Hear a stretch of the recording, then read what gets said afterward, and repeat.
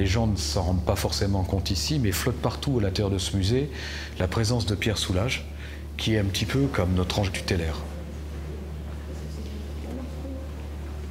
Nous avons passé ici pas mal de nuits et pas mal de petits matins finalement dans ce musée, à installer les œuvres avec Pierre et Colette, et des moments de réflexion, des moments d'accrochage, voilà.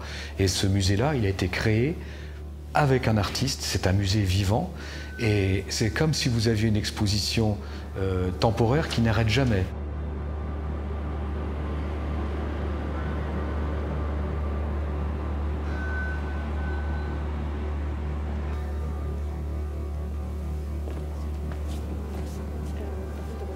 Les objectifs, c'était quand même à la fois d'être reconnu, d'avoir quelque chose de très élégant, et à la fois quelque chose aussi qu'on s'approprie, quoi. Voilà, c'était un petit peu cette idée.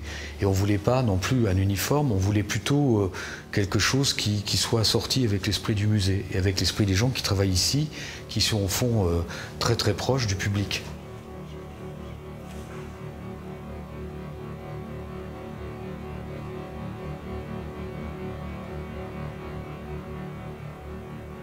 Donc le choix s'est finalement porté sur une veste tailleur, pleine de petits détails en fait. Elle est double face, une face bleue, une face noire. On retrouve le petit liseré bleu sur les poches. Elle a ce petit démarrage façon érosion de deux couleurs qui fusent l'une dans l'autre.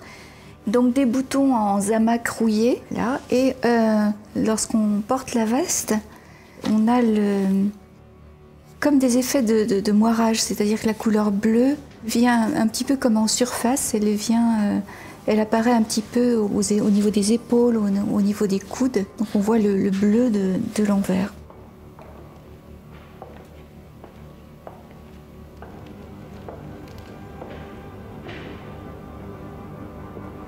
Catherine André, parce que je la connaissais, je l'avais rencontrée, et puis j'aimais bien son travail, et puis j'aimais bien le côté très délicat de son travail, le côté doux de la personnalité de cette femme. Et j'ai pensé que le côté un petit peu feutré, le côté un peu justement intime finalement de ce musée, parce qu'on est quand même dans un lieu très particulier qui est un petit peu coupé du monde, ça allait bien avec le caractère de sa maille, quoi.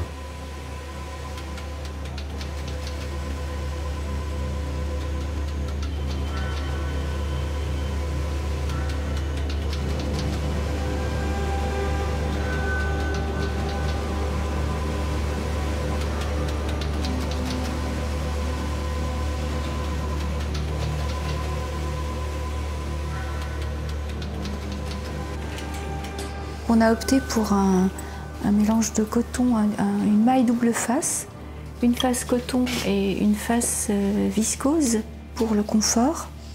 Alors bien sûr, il y a eu une infinité d'essais réalisés avec le tricoteur. Donc ça, c'est le tout premier essai qui s'est avéré beaucoup trop lourd et puis pas très concluant en termes de couleurs, puisqu'il fallait aussi s'adapter à la charte de couleurs du musée, bien sûr.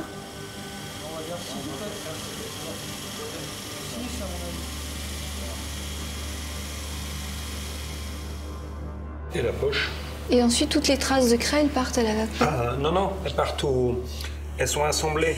Donc les traces de craie, là, elles servent en cran de montage, en fait. Et là, en fait, elles sont prises dans la couture. Ah oui. Comme c'est surjeté, on ne le voit pas.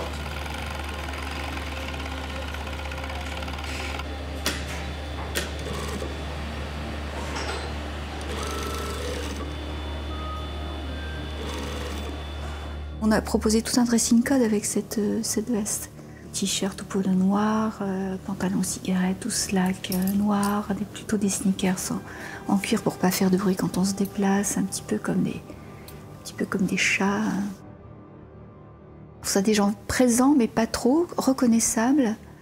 Et voilà, alors c'est vrai qu'a priori, moi plutôt travaillant la couleur dans tous les sens, j'étais pas la personne rêvée pour faire ça, mais finalement oui. Parce que c'est du travail sur la couleur en profondeur. Quand je veux voir Pierre Soulages, il est toujours habillé soit en noir, soit en gris, hein, très rarement un pantalon blanc.